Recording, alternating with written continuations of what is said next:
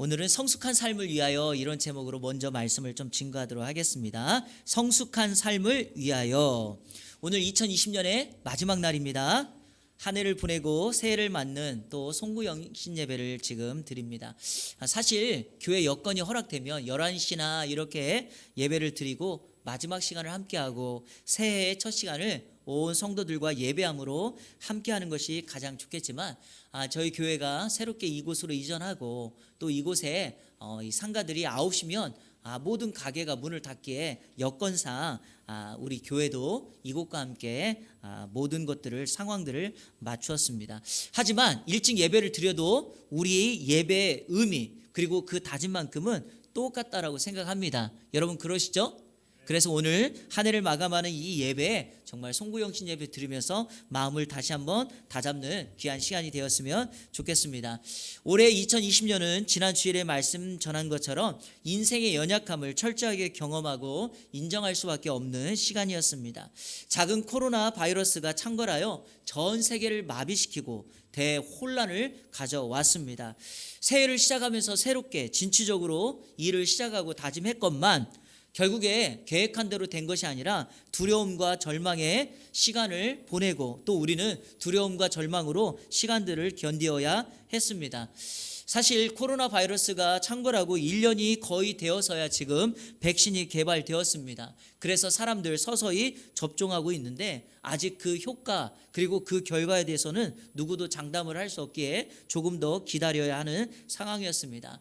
제가 조금 전에 기도했던 것처럼 우리가 다시 한번 격려하고 축복해야 될 것은 지금도 여전히 코로나 최전방에서 사투를 벌이고 있는 의료진들, 그 의료진들을 위해서 여러분들 기도해 주시고 그들에게 뜨거운 박수를 보내주셔야 합니다. 그리고 우리 성도님들 매주 예배마다 제가 광고 시간에 말씀을 드리지만 스스로 예방하고 준비를 잘 하셔야 됩니다. 이러한 때 우리가 스스로 짐짓 잘못해서 예방에 게을리 한다거나 마스크를 잘 쓰지 않는다거나 또 사람들이 모이는 곳에 가셔서 모임을 갖는다거나 이런 일들은 좀 지양하시고 꼭 정부의 지침에 따라 여러분들이 해주시면 아마도 조만간에 코로나가 종식되어서 우리가 일상의 삶으로 돌아와 다시 한번 예배 현장에 우리 같이 함께 모여 우리 주일학교 친구들과 함께 예배할 수 있게 될 줄로 믿습니다.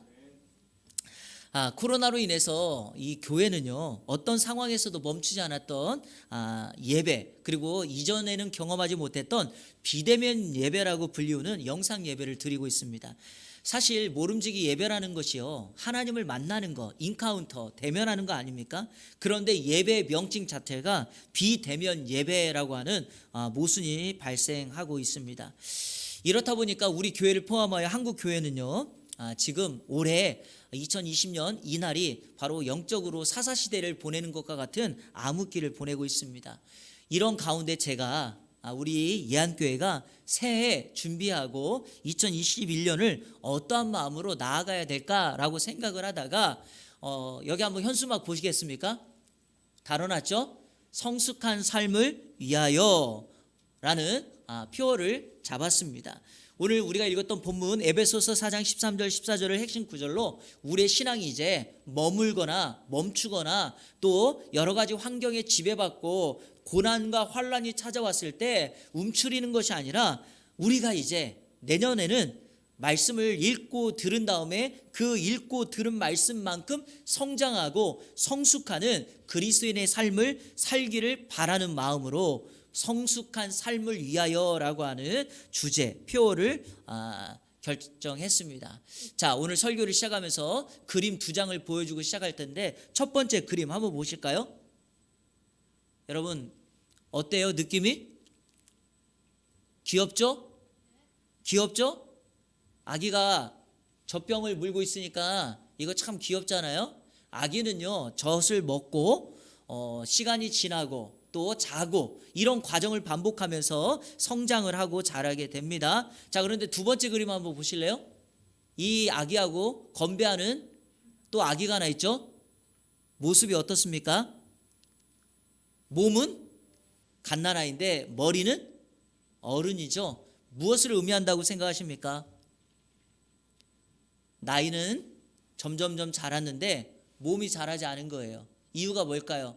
나이가 드는 만큼, 시간이 지나는 것만큼 그 나이에 맞게 성장하고 자라야 되는데 그렇게 하지 못했다는 거예요. 그런데 이게요, 신앙생활에도 똑같아요. 내가 예수를 10년 믿었으면 10살만큼, 30년 믿었으면 40살만큼 내 신앙이 성장하고 성숙해야 되는데 그렇게 하지를 못하니까 머리는 어른이 되었는데 몸은 자라지 못해서 이렇게 어린아이와 같은 모습을 하고 있다는 것이죠. 우리 이한교회도 2돌이 지났죠. 이제 내년이면 3살이 됩니다. 그러면 여러분 2살과 3살은 달라요. 그러니까 지난 시간까지는, 오늘까지는 우리가 2살만큼 살았을지라도 내년부터는 3살, 그 3살에 맞는 모습으로 살아가야 되겠습니다. 그래서 성장하고 성숙하는 우리의 삶이 필요합니다. 국어사전에서 성장이라는 단어를 찾아보면 이렇게 정의를 내리고 있습니다. 사람이나 동식물이 자라서 몸무게가 늘거나 키가 점점 커짐.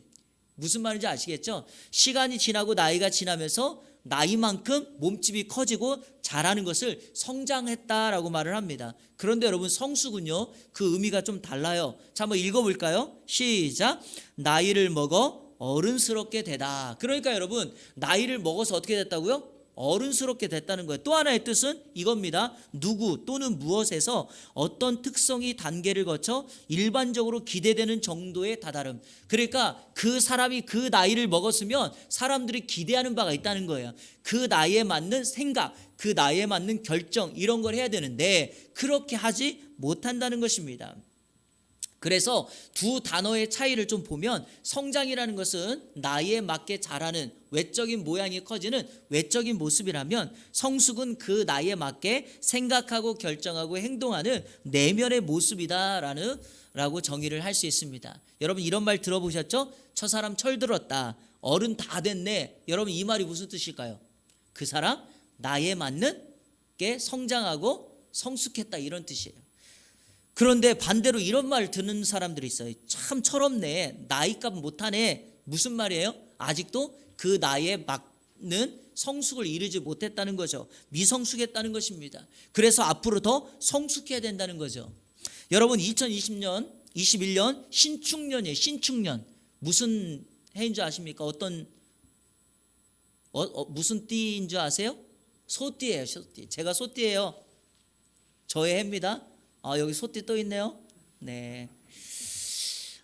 자, 신축년에는요, 바로 우리의 외적인 모습과 내적인 성숙이 같이 가야 됩니다. 그래서 이런 사람을 가리켜서 성숙했다고 말하고 우리 이한교회는 2021년 성숙한 삶을 위하여 달려나가는 모든 성도들이 되어야 하겠습니다. 자, 오늘 성경에 보니까 이 성숙한 사람을 가리켜서 일컫는 말이 하나가 있습니다. 자, 우리 13절 다 같이 읽겠습니다. 시작. 우리가 다 하나님의 아들을 믿는 것과 아는 일에 하나가 되어 온전한 사람을 이루어 그리스도의 장성한 분량이 충만한 데까지 이르리니. 자, 제가 밑줄 그어 놓았습니다. 온전한 사람을 이루어. 성숙한 사람의 또 다른 이름을 사도 바울은 에베소서 4장 13절에서 온전한 사람 이렇게 표현하고 있습니다. 여기 온전하다는 말은요, 텔레이오스라는 단어예요. 텔레이오스. 그런데 신약 성경에서 이 단어가 언제 사용했는가를 살펴보면 이 단어의 의미를 우리가 좀 이해할 수 있습니다. 마태복음 5장 48절에 이 단어가 처음 사용되었는데 이런 성경 구절입니다. 그러므로 하늘에 계신 너희 아버지의 온전하신 같이 너희도 온전하라. 그러니까 이 단어를 사용할 때 첫 번째 사용하는 대상이 누굽니까? 하나님이에요. 하나님. 그러니까 이 단어는 하나님이 온전하신 성품을 말하는데 하나님의 온전하신 성품이 텔레이오스인데 이 단어를 사람에게도 쓰고 있다는 겁니다. 그렇다면 온전하다는 말을 할 때 신앙적으로 의미하는 바가 무엇인가? 하나님의 성품을 소유했다. 하나님처럼 부족함이 없고 하나님처럼 온전한 삶을 살아가고 있는 사람, 이렇게 의미할 수 있습니다. 자, 그리고요, 이 하나님의 성품이라고 하는 단어로 쓰였던 이 단어가 하나님께만 쓰여진 것이 아니라 사람에게도 쓰여졌다는 건 우리도 온전할 수 있다라는 것을 오늘 성경이 우리에게 가르쳐 줍니다. 이런 의미에서 저는 2021년 하나님 아버지의 온전하심, 그 온전하신 성품처럼 저와 여러분도 텔레이오스, 온전한 사람으로, 성숙한 사람으로 새해를 달려나가게 되기를 주님의 이름으로 축복합니다. 그래서 우리 내년 성숙한 삶을 위하여라고 하는 표어처럼 저를 비롯한 예한 공동체 모든 속해 있는 성도님들 한 분 한 분이 성숙을 이루어가는 온전한 사람, 성숙한 사람 되기를 축복합니다. 그러면 오늘 본문에서 온전한 사람은 어떤 삶을 살아가는가 세 가지로 정리해서 하나님 말씀 함께 나누도록 하겠습니다. 첫 번째로 믿는 것과 아는 일이 하나가 되어야 된다. 한번 따라해 볼까요? 믿는 것과 아는 일에 하나가 되어야 된다. 자, 13절 앞부분 제가 다시 한번 읽어볼게요. 우리가 다 하나님의 아들을 믿는 것과 아는 일에 하나가 되어 온전한 사람을 이루어. 자, 하나님의 아들이 누굽니까? 예수님이죠. 그러니까 성도는 예수님을 믿는 것과 예수님을 아는 일에 하나가 되어야 한다, 그 말씀합니다. 자, 그런데 여러분 왜 하나가 되어야 된다라고 말했을까요? 이유가 있겠죠. 하나가 되지 않고 분리되니까요. 나누어지는 경우가 있기 때문에 바울 사도는 예수님을 믿는 것과 아는 일이 하나가 되어야 된다라고 강조하고 있습니다. 믿는 것은 믿음을 말을 하고요, 아는 일은 올바르고 정확한 지식, 이런 겁니다. 그러니까 우리가 예수님을 믿는다고 했을 때 예수님을 믿는다고 말하면은요, 예수님에 대한 올바르고 정확한 지식이 우리 가운데 있어야 합니다. 과거 한국 사회에 이런 말이 등장했습니다. 그냥 믿어, 덮어놓고 믿어, 일단 믿어, 믿으면 해결돼, 믿으면 돼, 이런 말이 있었어요.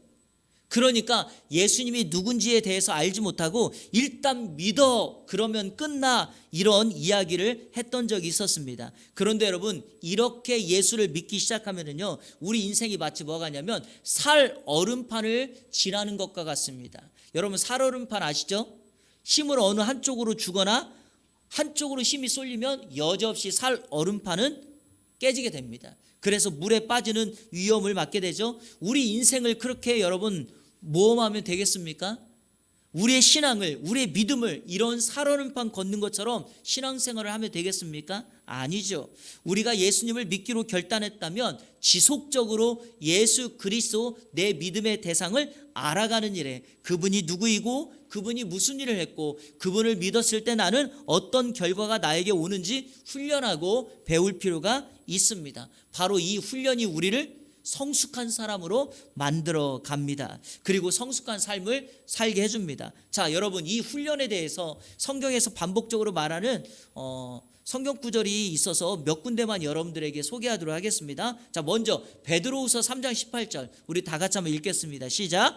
오직 우리 주 곧 구주 예수 그리스도의 은혜와 그를 아는 지식에서 자라가라. 자, 어떻게 해요?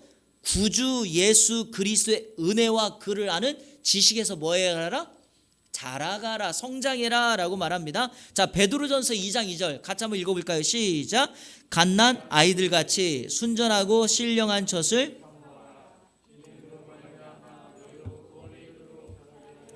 자, 구원에 이르도록 자라게 한다. 자, 마지막 요한복음 17장 3절 시작. 영생은 곧 유일하신 참 하나님과 그가 보내신 자 예수 그리스도를 아는 것이다. 성경은 곳곳마다 예수님을 알고 예수님을 아는 지식에서 자라갈 때 성숙한 사람이 되고 훈련되어지고 예수님을 닮게 된다라고 말합니다. 자, 구약 시대에는 어땠을까요? 구약 시대에는요, 호세아라고 하는 선지자가 이 부분에 대해서 우리에게 명확하게 설명을 해줍니다. 자, 호세아서 4장 1절과 2절 제가 읽어볼게요.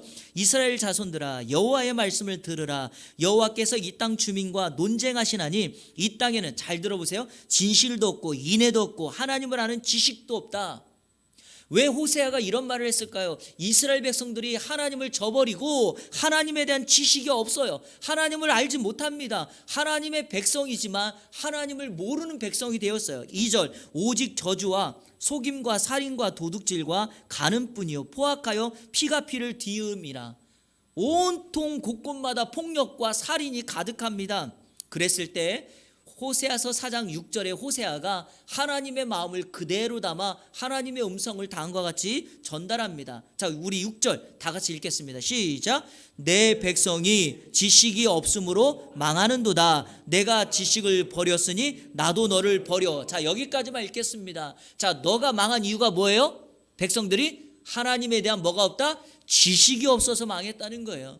하나님에 대한 지식이 없으니 그들이 하나님을 섬기지 않죠. 그랬더니 하나님도 그들을 버렸다는 것입니다. 사랑하는 성도 여러분, 구약시대나 신약시대나 그리고 오늘도 동일한 게 하나님에 대한 지식이 없는 백성들은요, 하나님을 저버리게 되고 그런 백성을 하나님은 버리십니다. 내 인생이, 우리 가정이, 우리 민족이 새롭게 다시 한번 희망을 갖고 살아갈 수 있는 비결이 어디 있을까요? 하나님을 붙들고 하나님에 대한 지식을 회복할 때일 것입니다. 아무리 우리가 깊은 절망의 끝자리에 있을지라도 하나님을 붙잡으면, 하나님의 말씀을 통하여 약속을 놓치지 않는다면 하나님의 살려주시는 은혜, 하나님의 회복하시는 역사 임하게 될 줄로 믿습니다. 2021년을 준비하는 저와 여러분 가운데 이 은혜가 우리 이 안에 모든 성도님들 가운데 임하시기를 주님의 이름으로 축원합니다. 이 매해마다 전 세계적으로 이런 조사를 해요. 세계 민주주의 국가 중에 어느 나라가 가장 민주주의가 발전했는가, 이런 조사를 합니다. 그런데 여러분, 매해마다 조사를 할 때 꼭 1위 아니면 2위에 드는 나라가 하나가 있어요. 유럽의 스칸디나반도에 있는 노르웨이가 그래요. 아십니까? 노르웨이. 이 나라는요, 지금도 여전히 민주주의 국가 1위, 2위를 다투는 나라입니다. 그런데 이 노르웨이는요, 18세기만 해도 정말 비참하고 가난한 나라였습니다. 길거리에 죽은 시체가 그냥 널브러져 있었고요. 사람들은 나무 껍질로 빵을 만들어 먹을 정도로 그렇게 극심한 가난이 있었던 나라입니다. 그런데 그런 노르웨이를 잘 살게 만들었던 사람이 한 명 있었습니다. 그의 이름은 한스 닐센 하우게라는 사람입니다. 1796년 이 사람이 우연찮게 예수를 믿게 됩니다. 예수를 믿고 하나님을 알게 되자 자신의 인생의 회복을 느끼면서 이 하우게가, 이 한스라는 사람이 많은 사람들에게도 동일하게 내가 믿었던 예수님을 전하고 싶어서 곳곳을 다니면서 복음을 전하고 돈으로 성경을 사서 성경을 나눠주기 시작합니다. 그런데 성경을 나누다 보니까 가진 돈이 많지가 않으니까 성경이나 책을 만들어서 나눠주면 좋겠다는 생각으로 준비를 하다 보니까, 그러려면 인쇄술을, 재본기술을 배워야 되겠다라고 생각을 해서 이 하우게가 인쇄술을 배워서 책과 성경을 만들어서 전국에 배포를 합니다. 그랬더니 사람들이요, 하우게가 만든 책이나 성경을 읽으려고 글을 배우기 시작합니다. 글을 배웠더니 사람들의 지식이 깨어나고요, 가난했던 나라에 사람들의 일거리를 찾아주기 위하여 하우게가 공장을 만들기 시작하면서 하나 둘 곳곳마다 공장이 만들어지게 됩니다. 그리고 하우게는 자신을 따랐던 제자들에게 지방 각각 곳곳에 다니면서 성경을 가르치게 합니다. 그랬더니 이 노르웨이에 이런 말이 번지는 거예요. 성경을 가르치면서 우리나라는 바뀌기 시작했다. 그러니까 여러분, 성경을 가르쳤다는 말이 무엇입니까? 예수님을 알고 하나님을 배웠다는 거 아니겠습니까? 예수님을 알고 하나님을 배우는 그 나라 회복의 역사, 그리고 부흥의 역사가 시작되었다라는 것입니다. 사랑하는 여러분, 지금도 동일하지 않습니까? 최근에 참으로 안타까운 것은요, 우리가 소위 말하는 선진국이라고 불리우는 유럽의 그리고 북미의 나라들 보세요. 영국, 네덜란드, 미국, 대표적인 이 나라들이요, 기독교의 선진국가, 물론 지금도 잘 사는 나라지만 이 나라가 기독교로 시작한 나라들입니다. 그런데 아이러니하게도 이 나라의 교회들이 점점 무너지고 사라지고 있습니다. 영국의 대표적인 교회들은요, 지금 펍이라고 불리우는 이 술 마시는 곳으로 바꾸기 시작하고 모슬렘 사원으로 바뀌어지기 시작합니다. 이유가 무엇일까요? 하나님을 알려고 하는 사람이 없습니다. 예수님에 대한 지식이 사라집니다. 잘 살면 그만이라고 하는 생각은 가득하지만 하나님에 대한 지식이 없게 된 거죠. 그 결과 호세아가 경고했던 것처럼 하나님에 대한 지식이 없으므로 내 백성이 망하였다는 말이 실질적으로 이루어지고 있습니다. 저희가 미국에 살 때도요, 기독교 가치관이 완전히 사라졌어요. 그거 아십니까? 캠퍼스에서 성경을 들고 복음을 전하는 건 불법인데요, 캠퍼스에서 모슬렘의 교리를, 코란을 가르치는 건 불법이 아니에요. 이런 현상들이 지금 벌어지고 있다는 거예요. 그러니까 동성애부터 시작해서 여러 가지 생각지 못했던 기독교의 가치관과 성경의 진리를 무너뜨리는 일들이 지금 이 선진국들에서, 기독교로 시작했던 나라들에서 이루어지고 있습니다. 하나님의 탄식 소리가 들리십니까? 여러분, 그 이유는 다 하나님에 대한 지식이 없어서 망하는 겁니다. 그러므로 제가 여러분들에게 부탁드리고 바라는 것은 이겁니다.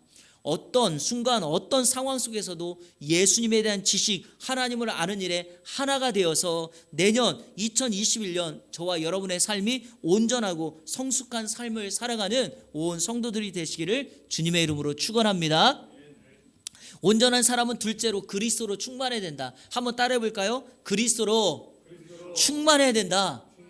13절 하반절 한번 자막 보시면서 같이 한번 읽어볼까요? 시작. 온전한 사람을 이루어 그리스도의 장성한 분량이 충만한 데까지 이르리니. 여러분, 그리스도로 완전히 충만해진 사람을 온전한 사람, 성숙한 사람이라고 말하잖아요. 그러면 그리스도로 충만해진다는 말이 무슨 뜻일까요? 이거를요 쉽게 설명하면 예수님을 닮은 사람이라는 말이에요. 자, 여러분들은 누구를 보면서 저 사람 예수님을 닮았다 이런 말을 하십니까? 여러분 말해보세요. 성경 구절을 말하면 그렇게 합니까? 예수님이 가신 길을 따라가는 것, 예수님으로 충만해진 사람, 생각이나 말, 행동이나 가치관 모든 것이 그리스도와 같은 삶을 사는 사람에게 그런 말 하지 않습니까? 스데반이 돌에 맞아 죽었을 때 그 자기에게 돌을 던지는 사람 온몸에 피가 철철 흐르지만 죽어가는 그 순간에도 입술을 통하여 저 사람들을 용서해달라고 했던 이유, 그래서 사람들이 스데반을 보면서 예수님이 생각난다라고 말했던 이유가 무엇입니까? 예수님이 십자가에서 온몸에 피를 흘리며 죽어가셨을 때 그때 했던 기도가 스데반이 돌에 맞아 죽어가면서 했던 기도와 같기 때문이죠. 자기에게 돌을 던지는 사람에게 원망하거나 불평하지 아니하고 욕하는 것이 아니라 도리어 예수 그리스도를 생각나게 하는 사람이 되었다는 것입니다. 우리 성도들이 그래야 됩니다. 21세기를 살아가면서 한국에서의 기독교, 한국에서 그리스도인들은 조롱의 대상이 되고 있습니다. 이러한 때 우리가 진짜 그리스도로 충만해져서 예수님을 닮아서 저와 여러분들이 속해 있는 곳곳에 예수 닮은 사람이라는 말을 들으려면 어떻게 해야 될까요? 가치관의 변화를 이루어야 되지 않겠습니까? 그게 바로 그리스도로 충만해지는 겁니다. 자, 성경에서 이렇게 예수를 닮았다라고 말할 수 있는 내용이 등장하는 곳이 있어요. 그게 바로 산상수훈이라고 하는 거예요. 예수님께서 이렇게 높지 않은 산 언덕에서 제자들에게 말씀을 가르쳤던 천국 복음, 하나님 나라의 메시지입니다. 여러분, 그 하나님의 나라의 메시지가 산상수훈인데 그 내용이 바로 무엇입니까? 하나님의 백성은 세상의 가치관이 아니라 하나님 나라의 가치관을 가지고 살아간다. 제가 여러 가지 산상수훈의 내용이 있지만 대표적인 것 3가지만 여러분에게 말씀드려 볼 테니까 한번 체크해 보시기 바랍니다. 세상에 있는 사람들은 세상의 가치관과 복을 따라가죠. 그렇지만 하나님의 백성들은요, 하나님 나라의 복을 추구합니다. 그게 바로 우리가 잘 아는 팔복 같은 내용이죠. 자, 또 하나 성경에 이런 말이 있죠. 살인하지 말라라는 내용이 있지만 예수님은 살인하는 정도가 아니라 마음의 분노, 화를 품지 말라 이렇게 말했어요. 이게 바로 뭡니까? 천국 백성, 하나님 나라 백성, 예수를 닮고 예수로 충만해진 사람이 갖는 삶의 모습이라는 겁니다. 누군가를 죽여서가 아니라 마음의 근원에서부터, 자세나 태도에서부터 분노, 화를 자제하는 것. 간음 정도가 아니라 마음의 음욕을 품지 말라라고, 마음의 음욕 자체를 제거하라고 말합니다. 자, 그러니까 예수님께서 산상수훈에서 우리에게 그리스도를 닮은 삶의 모습으로 가르쳐준 걸 가만히 놓고 보면은요, 외적인 행동의 결과가 아니라 내적인 동기와 출발, 그 출발이 좋아야 된다는 거예요. 우리는요, 결과만 좋으면 동기는 다 무시하잖아요. 그러면 안 된다는 것입니다. 이런 의미에서 여러분들에게 하나님 앞에서 하나님 나라 백성으로 성숙한 그리스도인으로서 예수를 닮은 삶을 살기 위하여 여러분에게 한 가지 적용점으로 제가 말씀드리고 싶은 것이 있습니다. 예수님의 사역과 인생을 집약한 바로 십자가를 묵상하라는 거죠. 한번 따라해 봅시다. 십자가를 묵상하라. 여러분, 어떤 힘들고 어려운 상황 속에서도 십자가를 묵상할 수 있다면 내 인생에 찾아오는 크고 작은 문제에 대해서 우리는 거뜬히 넘길 수 있습니다. 관계 문제에서, 심지어는 어떤 결정과 선택을 할 때조차도 십자가를 묵상하며 하는 겁니다. 여러분, 십자가는 자기 희생과 포기 아닙니까? 사랑과 헌신의 결정체 아닙니까? 그러므로 십자가를 묵상한다는 말이 무엇입니까? 바로 예수님처럼 내 것을 내려놓고 타인을 위한, 그리고 사람들을 위한, 세상을 위한 인생을 사는 것입니다. 바로 그 인생이 예수님을 닮았다라는 말로 칭찬받게 될 것입니다. 2021년 한 번, 두 번, 세 번 이런 연습들이 예수를 닮았다라고 사람들에게 칭찬받는 이런 훈련들이 저와 여러분들 가운데 많아지시기를 주님의 이름으로 축원합니다.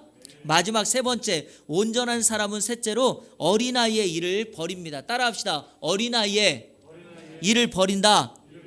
자, 우리 14절 다 같이 읽겠습니다. 14절 시작. 이는 우리가 이제부터 어린아이가 되지 아니하여 사람의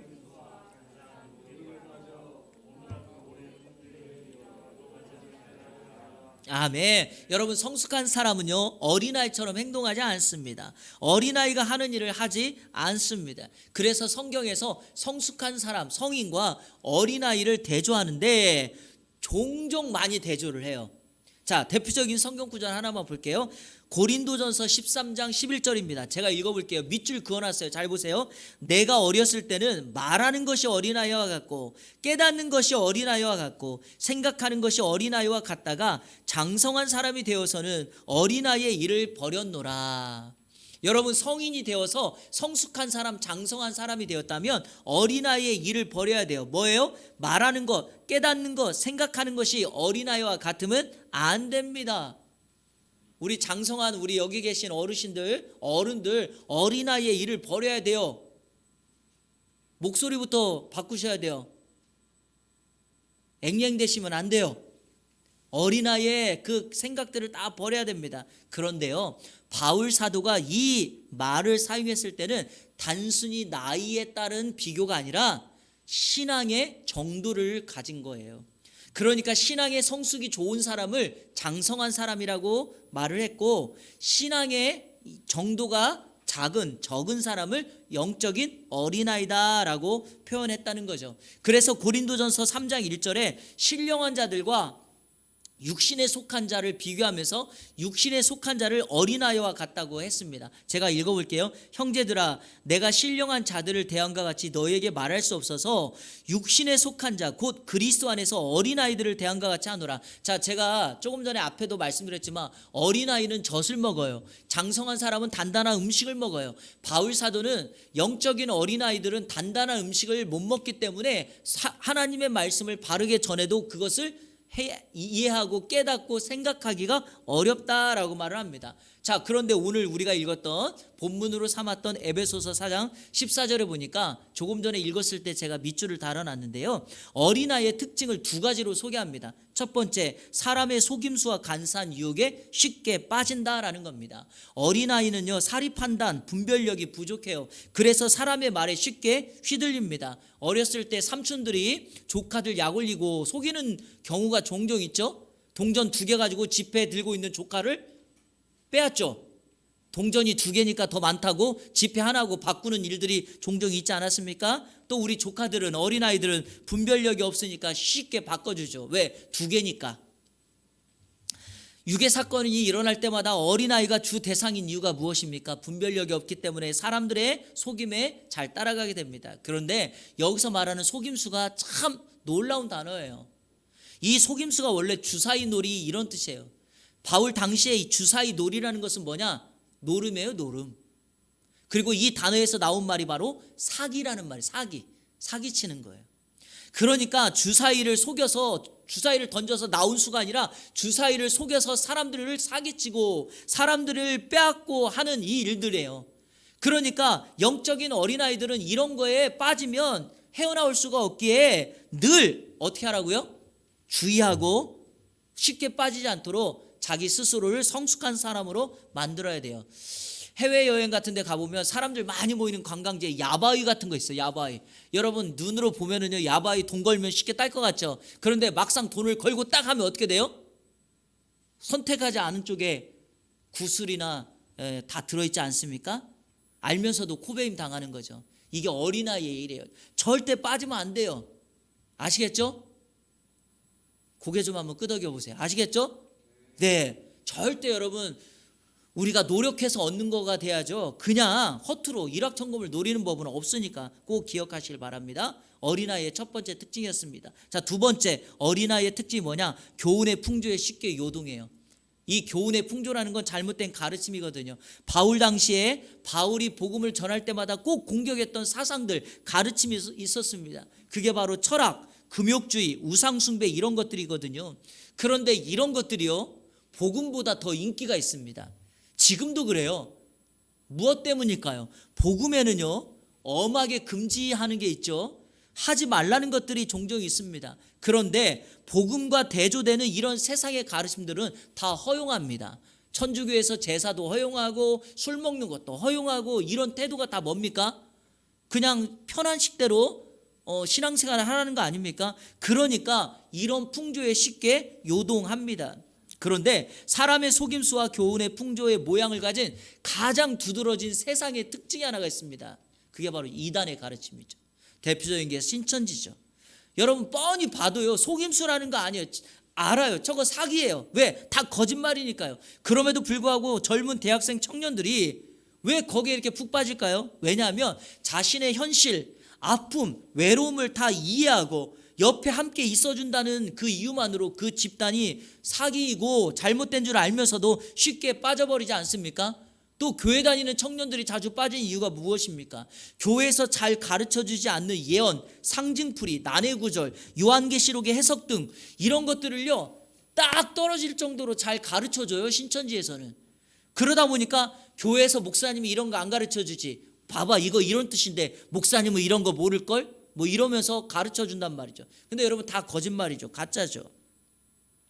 그러다 보니까 교회보다 신천지가 좋다고 말해요. 목사보다 추수꾼이 더 좋대요. 예수님보다 이만희가 더 좋대요. 이런 식으로 완전히 푹 빠져버리는데 이런 모습 가만히 보세요. 영적인 어린아이 같으니까 그런 거예요. 사리가 판단이 안 되는 거죠. 성숙하지 못하니까 이런 결과가 나오는 것 아니겠습니까? 영적인 어린아이의 일을 벌일 때 우리는 성숙할 수 있습니다. 그리고 성숙해지고 온전한 사람이 될 때 영적인 어린아이의 일을 벌일 수 있습니다. 이런 의미에서 우리 예안의 모든 성도님들 어린아이의 일을 벌이고 온전한 사람 이루시기를 주님의 이름으로 축복합니다. 말씀을 맺겠습니다. 오늘 성숙한 사람, 온전한 사람은요, 세 가지를 했다라고 말씀드렸죠. 첫째, 예수님을 믿는 것과 아는 것에 하나가 되어야 된다. 두 번째, 그리스도를 내적 외적으로 닮아가야 하며, 세 번째, 영적 어린아이의 일을 벌여야 한다라고 말씀했습니다. 제가 이것을 위하여 2021년 우리 예안교회가 하고자 하는 세 가지의 실천사항을 여러분들에게 말씀드리겠습니다. 자, 다시 한번 현수막을 한번 보실까요? 현수막 표 앞에 세 가지를 동그라미 안에 써놓았죠? 첫 번째가 뭡니까? 씨 뿌리기. 두 번째가요? 성장하기. 세 번째가요? 이겁니다. 하나님의 말씀, 신앙에 씨를 뿌리고, 씨를 뿌렸다면 그 다음에 성장하고, 그 다음에 열매를 맺어야 합니다. 자, 제가 말씀드린 씨 뿌리는 것은 이것입니다. 말씀과 기도를 의미합니다. 성경은 종종 말씀을 씨앗이라고 말을 합니다. 말씀에 씨앗을 뿌려야 됩니다. 우리 성도님들 기도의 씨앗을 주님 앞에 기도의 소원으로 주님께 올려드려야 됩니다. 여러분이 말씀으로 계속해서 성장하고 읽고 연구하고 묵상하기 시작할 때 여러분의 가정과 교회의 변화, 일터와 이 나라 민족의 변화는 반드시 일어나게 될 줄로 믿습니다. 짧은 시간이라도 2021년에는 기도의 시간을 정해서 함께 기도했으면 좋겠습니다. 자, 두 번째 성장의 이야기가 뭘까요? 여러분 씨를 뿌리고 난 다음에 시간이 지나면 그냥 자랍니까? 절대로 그렇지 않습니다. 뭘 해야 되죠? 물을 주고 영양분을 주어야 됩니다. 적극적으로 여러분들이 물과 영양분을 주는 게 무엇입니까? 말씀에 대한 순종이에요. 말씀을 들었다면 한 가지라도 실천하고 순종할 때 그 씨앗이 자라서 싹이 납니다. 자, 또 하나는요, 소극적인 방법이긴 하지만 예배를 방해하고 신앙생활을 방해하는 요소들을 제거하셔야 돼요. 그거 아세요? 사단은 우리의 형편과 사정을 알기 때문에 꼭 교회만 오려고 하면 일이 생겨요. 전화가 와요. 누군가에게 뭔가 어려움이 닥쳐요. 이럴 때 우리는 그걸 다 끊을 수 있어야 됩니다. 이렇게 결단하지 않으면 씨 뿌리는 비유에서 씨앗을 길가에 했을 때 새가 날아와서 그 씨앗을 빼앗아 가지 않습니까? 영적인 사단이, 악한 존재가 우리의 신앙을 싹나지 못하도록 막아버리게 될 것입니다. 그리고 이런 과정을 거치다 보면 세 번째, 반드시 열매가 맺어요. 그런데 여러분, 열매라고 하는 것은 반드시 나를 위한 것이 아니라는 것을 기억하셔야 돼요. 열매는 타인과 타자와 공동체를 위함이에요. 그러면 우리에게 주시는 열매 복은 뭡니까? 씨 뿌리기와 성장하기의 과정을 통해서 하나님이 우리에게 주시는 주님 닮은 은혜가 있죠. 그게 진짜 복이에요. 우리 애가 변하네? 이런 걸 보는 거죠. 하나님께서 우리 가정에 은혜를 주시고 기쁨을 넘치게 해주셨네. 나는 기도만 했을 뿐인데 하나님이 우리의 인생을 이렇게 이끌어가네. 이런 간증거리입니다. 이런 의미에서 하나님이 우리에게 주시는 열매란 이겁니다. 물질일 수 있고 시간일 수 있고 여러분의 은사와 달란트, 재능일 수 있습니다. 이것을 2021년 한 해만큼은 교회와 이웃과 지역에 나누고 베풀 수 있는 여러분의 삶이 되었으면 좋겠습니다. 바로 그때 우리 교회, 우리 자신은 성숙한 교회, 그리고 성숙한 삶을 위하여 사는 이 안의 모든 공동체가 될 줄로 믿습니다. 오늘 영상으로 예배드리시는 사랑하는 성도님들, 오늘 말씀을 들으시고 동일한 마음으로 결단하시고 성숙한 삶을 추구하는 은혜가 있기를 주님의 이름으로 축원합니다. 아멘. 우리 이 시간에 함께 결단의 찬양 한번 했으면 좋겠습니다. 2020년 수고 많으셨습니다. 하나님의 은혜로 여기까지 왔습니다. 그리고 2021년 하나님의 또 다른 은혜가 필요하죠. 그 은혜로 살기를 원합니다. 그래서 우리 이 찬양 같이 찬양할 때 은혜 아니면 살아갈 수가 없네, 호흡마저도 다 주의 것, 우리 같이 고백하며 나가도록 하겠습니다.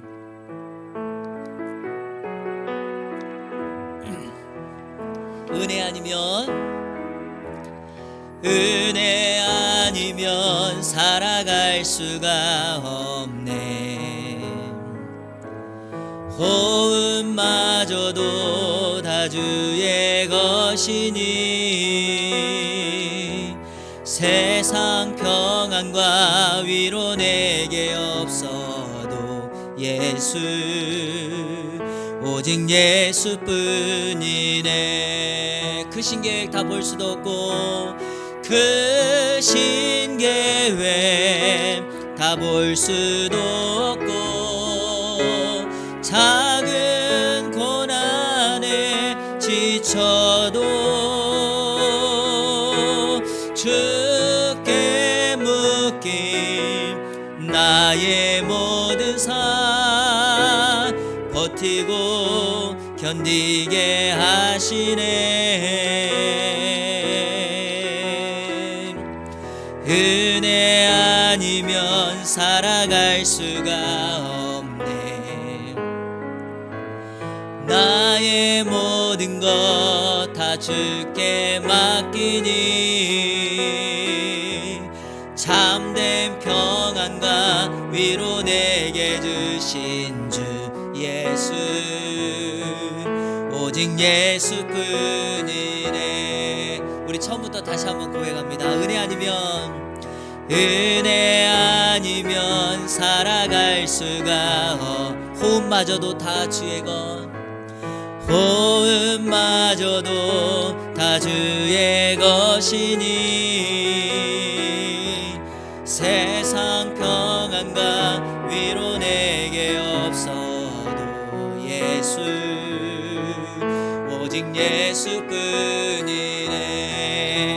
크신 계획 다 볼 수 없고 크신 계획 다 볼 수도 없고 작은 고난에 지쳐도 작은 고난에 지쳐도 주께 묶인 나의 삶, 주께 묶인 나의 모든 삶 버티고 견디게 하시네.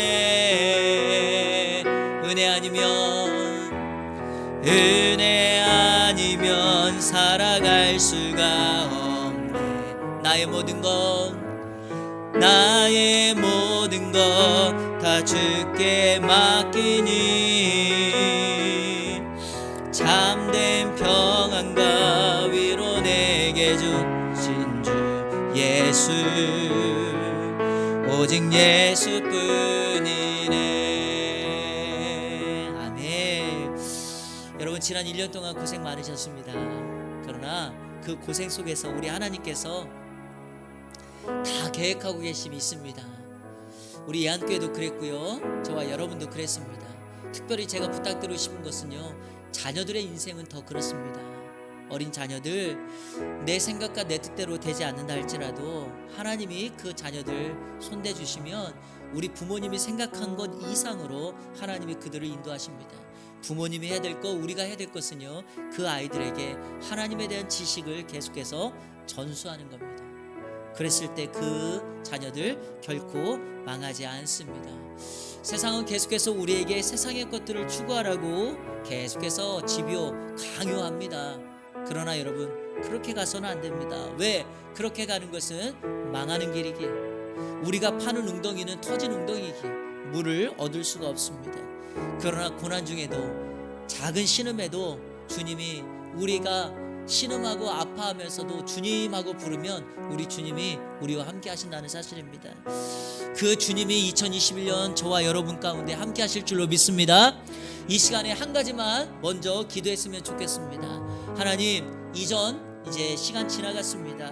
새해 한 살 더 먹는데 하나님, 새해 한 살 먹은 것만큼 성숙하고 온전한 신앙인이 되게 하여 주옵소서. 오늘 들었던 말씀처럼 예수님을 믿는 것과 아는 일이 하나가 되고 예수님을 닮아나가고 우리로 하여금 영적인 어린아이의 모습을 다 버려서 성숙한 사람의 신앙을 살게 하여 주옵소서. 우리 먼저 이거 하나 놓고 다 같이 한번 합심하여 기도하도록 하겠습니다. 기도합니다. 하나님 감사합니다.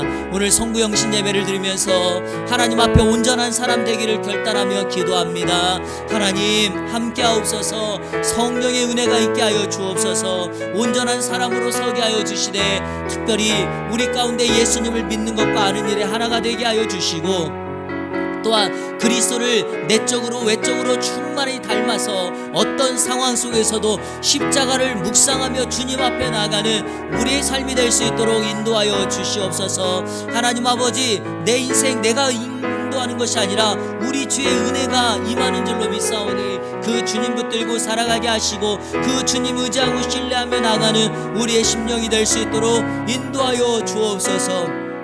영적인 어린아이의 그 모습을 버리게 하여 주시고 우리로 하여금 하나님의 크신 사랑을 경험하며 나갈 수 있도록 인도하여 주시옵소서. 주님 도우신 은혜가 있기를 원합니다. 거룩한 성령의 역사가 있기를 원합니다. 하나님의 은혜로 충만해지기를 원합니다. 주여 도와주옵소서. 우리 사랑하는 우리 자녀들, 부모님들, 우리가 해야 될 일이 무엇인가를 다시 한번 깨닫고 주님 앞에 서는 나아가는 우리의 심령이 될 수 있도록 인도하여 주옵소서. 하나님, 지난 시간 너무나도 열심히 달려왔습니다. 하나님, 멈출 수 없는 그런 속도로도 달려왔습니다. 그 가운데 우리가 정말 주님의 은혜를 구하였는지 다시 한번 생각해보게 하시고 하나님의 은혜를 구하고 나가는 우리의 심령이 되어줄 수 있도록 인도하여 주시옵소서. 작은 고난에 아파하지 않게 해주시고 2021년 우리가 주님 앞에 더 견고하게 서서 온전한 사람, 성숙한 사람으로 세워지는 주의 은혜 역사가 있게 하여 주옵소서.